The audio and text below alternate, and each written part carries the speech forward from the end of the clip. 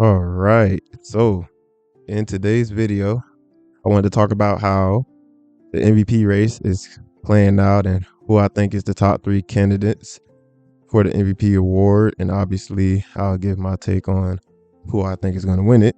Now, obviously, this has been probably one of the closest MVP races that we've seen in a while in terms of the amount of candidates available. So, I think this is a very interesting topic to go over. Like and subscribe if you enjoy. I'd really appreciate it. Appreciate all the support, all the comments. And let's get straight to it, man. Obviously, we're talking about Jokic first, but I mean, where do we start, man? Like, I'm not trying to be a quote unquote Glazer, but I mean, the man is just ridiculous, bro. I've been trying to like put people on to Jokic, like back when everybody was kind of, oh, Embiid's better than Jokic. I was always that one cat that was just like, yeah, nah, bro. I don't know what y'all talking about. I don't care if he don't play defense, quote unquote. Oh, it doesn't look, you feel me, how everybody else looks, right? It's not, he doesn't have a aesthetically pleasing game, but that man has IQ for days and he's gonna give you a bucket. So I was always big on Jokic, obviously. Before I even knew about Jokic, I was just always a Jamal Murray MPJ guy. I kept up with him in high school. So definitely been interesting to see how Jokic has come up and became an absolute superstar. He's putting up some amazing numbers. You'll see it in a minute, right? But I just really want to talk about their playoff chances as well. Like, I ain't gonna lie. There is a very good chance that the Nuggets really do repeat as champions. And I know I'm not saying anything controversial when I say that, right? But I don't think people realize that we haven't had a repeat champion in about 5 years, since when the Warriors was cheesing with KD. That's a whole nother topic. And I mean, this team looks just about as good as it was last year. They actually won more games, right? And they were fourth in point differential with 5.3. I mean, they were fifth in offensive rating with 117.8. right? But the more impressive part to me is, I mean, they were actually eighth, you feel me, top 10 in defensive rating at 112.3 with a net rating of 5.5, which is fourth in the league. So this team is still as strong as it was, even with losing pieces like Bruce Brown and Jeff Green, who significantly contributed off the bench. They're still just as good, if not better, right? And more importantly, they're getting healthy at the right time, because Murray has missed a lot of games, man. And Murray's one of my favorite players, got his jersey and everything. So I'm really looking forward to seeing that. But as far as the MVP, I'm not going to lie, man. I mean, it's kind of hard to argue against Jokic. I'm not going to lie. Like, number 2 seed, I mean, he got the numbers. Yeah, he might not be averaging as many points, but I mean, bro, the man is just as dominant as any other year. You know what I mean? Like, the man averaging 26.4 points per game, 12.4 rebounds, 9 assists, 1.4 steals, and almost a block per game on 65% true shooting. That is absolutely ridiculous, especially considering that he's actually shooting good from 3 this year as well, which obviously boosted his true shooting. So very hard to argue against Jokic, but I'm gonna get my pick at the end. But that's just making the case for Jokic. Now we have to get into, personally, one of my favorite players to watch. It's almost like a guilty pleasure watching this man Luka play, man. I mean, the man is absolutely ridiculous. Like, I don't even know how someone can average 34 in this era. Like, and I know this era is, you know, fast paced, more offense, the whole nine, right? Getting to the free throw line more, right? Free throw merchants exist left and right.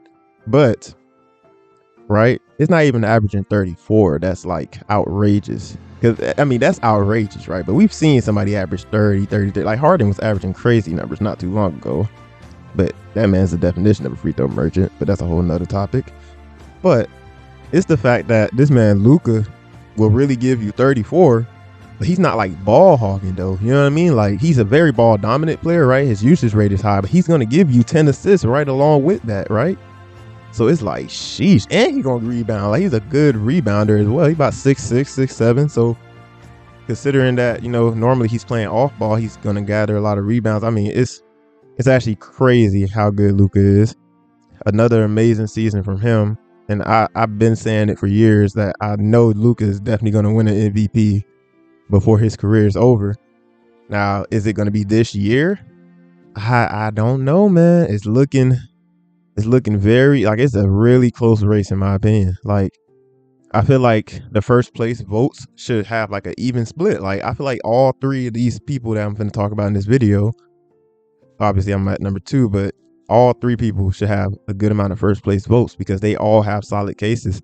Now, the biggest thing working against Luka is the same as when it was time for Westbrook to win, right? When Westbrook and Harden was kind of going through their little controversial MVP race, was Russ was a 6th seed. Now Luka's a 5th seed, right? I thought they was gonna finish as 7th. I'm gonna be honest. I didn't even think they was gonna make like the playoffs without even getting into the play-in. But he got his seeding up, almost got to the 4th seed, right? So honestly, in my humble opinion, when I evaluate who I think should win MVP, I don't really count your seeding against you as much, right? Because I feel like if you're good, you're good. Like you don't average 34.99 in this league for no reason, right? So I don't really hold it against players as much when you're a 5th seed. Like, bro, yeah, Jokic is averaging 26, 12, and 9, and he's a higher seed. But like, bro, Luka's averaging better numbers. Like, he's averaging better numbers. Like, I guess the efficiency technically goes towards Jokic as well. So I mean, obviously that's not a like picture perfect argument, but point being, if he got better counting stats and he just happened to win like maybe 5 less games, I'm not gonna hold that against him, especially when he's in a bloodbath of a conference in the West. So I've never understood that argument. Like I get it, but personally, if you're good, you're good. Like I don't see why that's held against you. And Luka is amazing. Love watching him play. Kyrie has been amazing. Their mid-season acquisitions of PJ Washington and who it was, Daniel Gafford, have been good. I'm low-key like a Josh Green stan. Like I love watching Josh Green play. One of my favorite role players. I feel like he should be getting more minutes, but that's a whole nother topic. But I think the biggest issue for this team is they're very much reliant on Luka a little bit too much. I feel like Kyrie's gonna have to step up big time in this Clippers series. And if I had to make a prediction, man, I'm a Russell Westbrook fan, right? And I don't necessarily have a favorite team. I have favorite players, right? So if I had to pick, I ain't gonna lie, man. I think this series is going 7.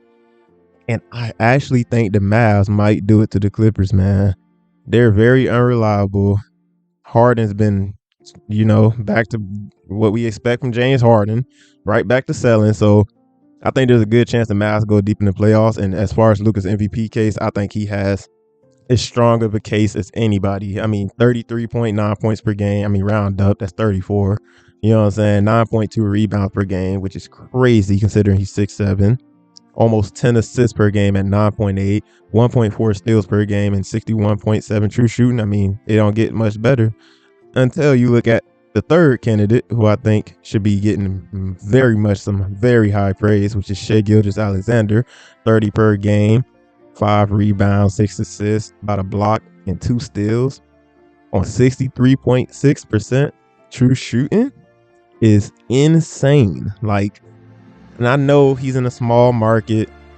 Oh, they're a young team, that argument. But, bro, Shai Gilgeous is on another level, man. Like, and I'll be honest, I watched a good amount of Kentucky when he was in college because, I mean, I ain't gonna lie, I call myself a casual when it comes to college ball. Now, I don't really keep up with it.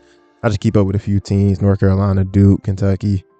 But I did not see this man averaging 30 when he was coming out. It's actually crazy the amount of like improvement that this man has made as a player. And I mean, it all culminated this year into real success. Like this team is one of the youngest, if not the youngest team in the league. I think their average age is like 24, and they went from a 10th seed to a 1 seed. I mean, you can't just kind of scoff at that, right? And I know I just made the argument about how seeding doesn't matter, but like I also said, right, I feel like it's case by case. Like I kind of get the argument, but in this case, I do think seeding works in his favor, right? Obviously, because he's a 1 seed.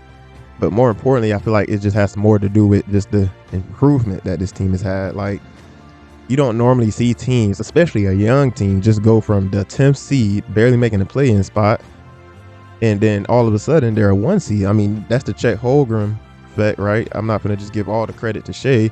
J-Dub is one of the more underrated young players in the league. I feel like he doesn't get enough credit. Like, he's really the second best player on this team, in my opinion. Like, this team is going to make some noise. Like, everybody's talking about, oh, they might be one and done. They're going to be a first round exit. I'm not sure who they're playing yet. It's going to be between the play-in game is today. I'm recording this Friday. It's going to be between who's playing?